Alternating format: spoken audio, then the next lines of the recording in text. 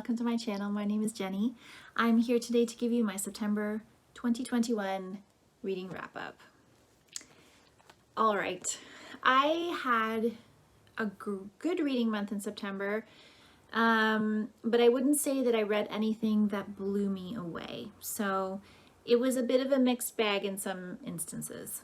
I'm going to start by talking about Second Place by Rachel Cusk, which I listened to on audio. This book was nominated for the Booker, I believe, this year and did not make it to the shortlist. I was not a fan overall of this book. There's a couple reasons why it didn't really work for me. I found the narrator to be irritating on several levels for me. And if you're not familiar with the plot of this book, it's basically a woman named M who invites an artist named L to come and stay on her property in a guest house that she has. And she's done this for other artists and other people, so it's not something unique to this one person. However, when she saw Elle's work in Paris, she felt she made this connection with him, and so she harbors this interest in him for years, and then finally writes to him and invites him, and then after a few instances of him kind of putting her off, he eventually decides to come. There's a couple things that happen in the plot that bothered me. The only time you're given a sense of place about this novel is about Paris, when she's there initially to see the exhibit. After that, I have no idea where she's living. Other than it's a marsh type land with, sea coming into it. No idea where that is.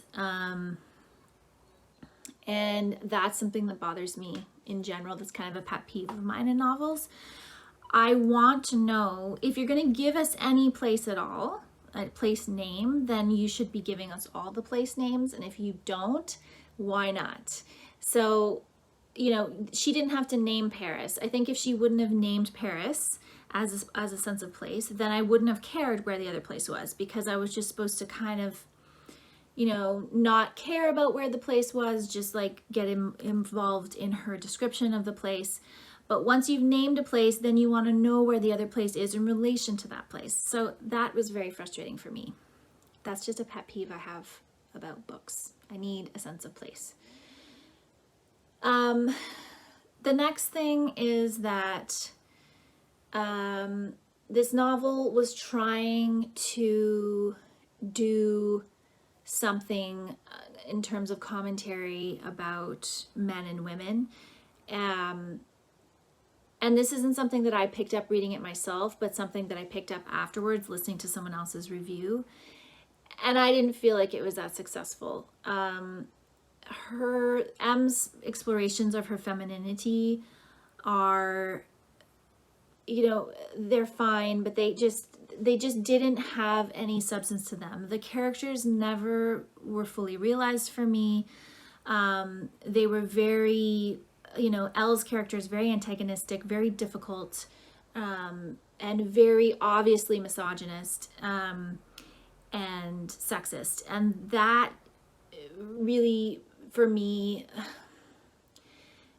was too obvious and didn't bring anything more to the plot or the sense of the story.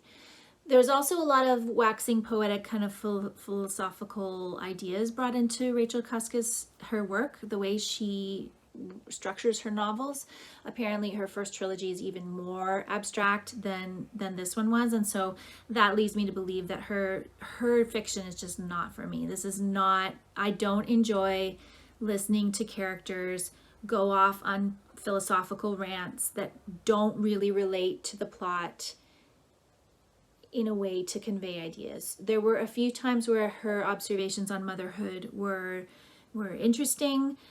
So for me, I think where I'm going to go next with Rachel Cusk is to her nonfiction.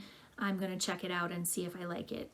A lot of people talked about how wonderful her writing is, how beautiful it is. I really didn't find it was my type of beauty in her writing. She has quite an intellectual style, which reminded me slightly of Siri Husfeld. But I would say that Siri Husfeld's writing has more of an undertone of emotion to it and humanity that is important to me. So, yeah, second place was not for me. So we're going to move on. Okay, so The Vanishing Act of Esme, Lennox by Maggie O'Farrell was a great read. I definitely enjoyed this. I wouldn't say that I got into it really quickly or that it grabbed me right from the beginning. This book has two perspectives. You are reading Esme's perspective. Sorry, this book has three perspectives. Esme Lennox's perspective. Young woman born in India to a British family, moves back to Scotland as a young girl and has to transition from like the kind of colonial Indian experience to a Scottish experience. This is after a very traumatic experience that she has as a young girl, and it kind of goes from there for her. The second perspective you have is a relative of Esme's in the current day, who is kind of this independent young woman trying to figure herself out, and she is informed that she has a great aunt who was kept in an asylum for the last 60 years that she didn't even know existed. And so she is brought into the story that way, and you find out about her backstory as well, and she develops a relationship with Esme. And the third perspective is Esme's sister, and I do not remember what Kitty is Esme's sister. And Kitty is experiencing dementia or Alzheimer's. I'm not sure which one she's officially diagnosed with. And so her thoughts are given to you in fragments. So you only get snippets of the story from her, and they don't have a clear beginning or ending. And so you're piecing together this story throughout from those three perspectives. And I found it hard to get into at first. I did really get into it though, and I really wanted to know what happened and how it happened. And, I think Maggie O'Farrell is very good at writing characters that you want to root for and get behind. And so, I really did become absorbed by the story by the, I guess, a third in. This wasn't a perfect novel for me. There were definitely some flaws and some things that annoyed me. But I think what this book does very well is talk about how a woman of a certain class and of a certain time could just be trying to assert her own individuality and can be completely controlled by her family and by the system, and declared insane or declared mentally ill when they are not so, in order to control them because they feel, because their parents or their husband feels that they are not able to control them. And so the underlying theme in this book is about women's agency and women's mental health and women being able to control their own destiny, and how easy it was for outside forces to control women in the 1930s and 40s through the psychiatric system. And so that as an exploration was to me the best part of this book.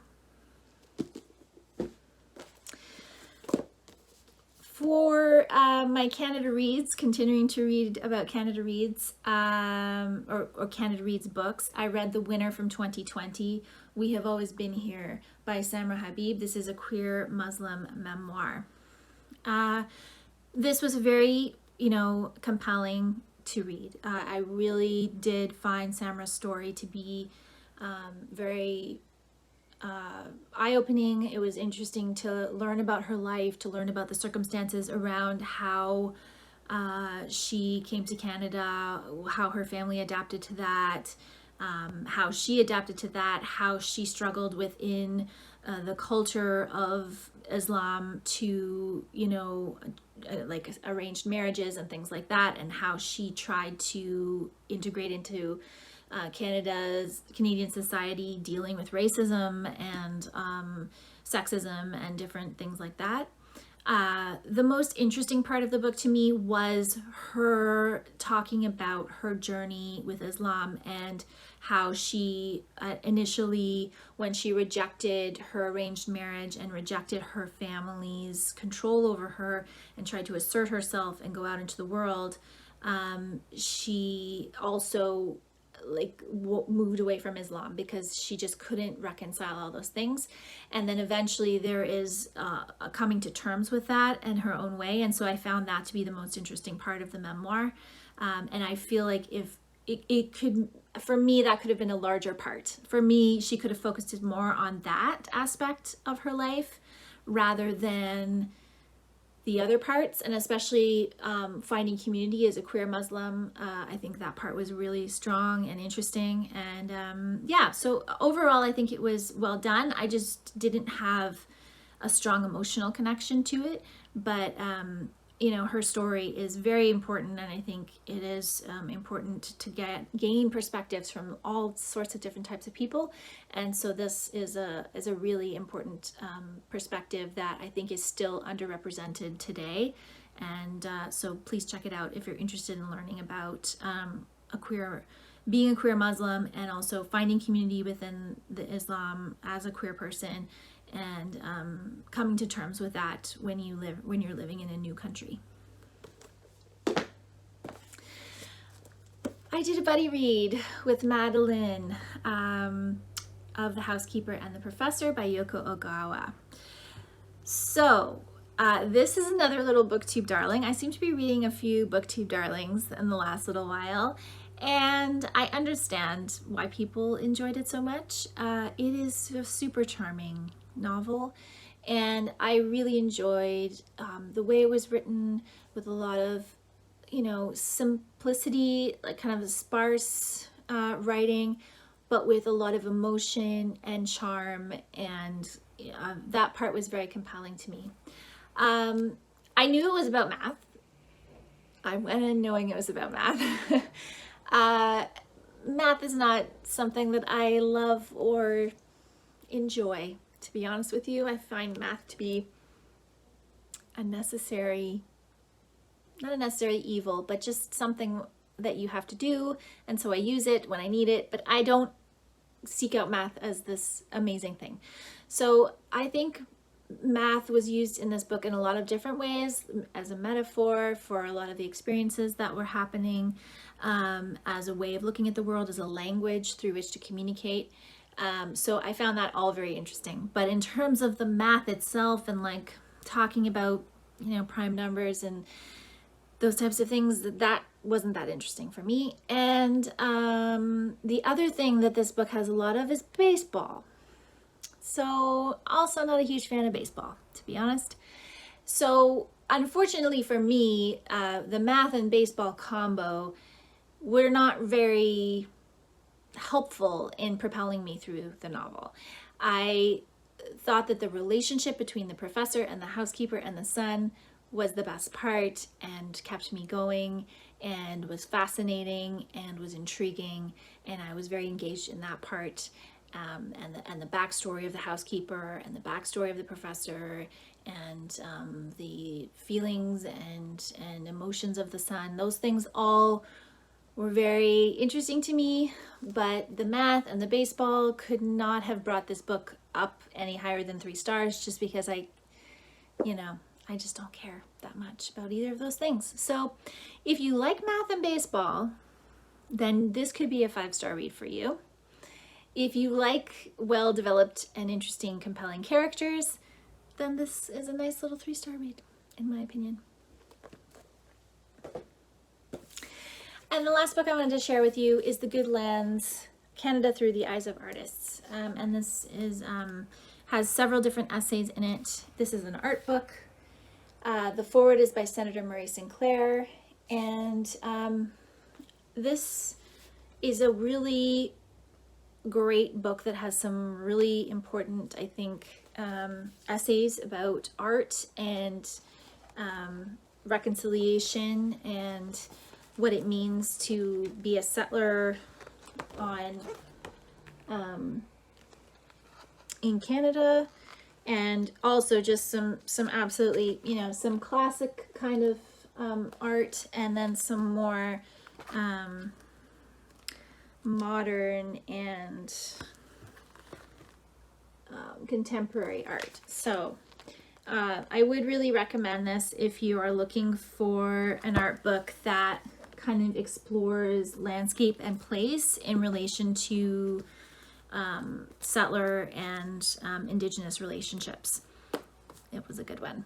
And I will be featuring this book not in October, but in November for my art book feature on Instagram. So if you're interested in seeing that, please follow me on Instagram at Jenny Johnston Artist. And that is my September, that was my September reading. Thank you very much for watching. I hope your September reading went really well.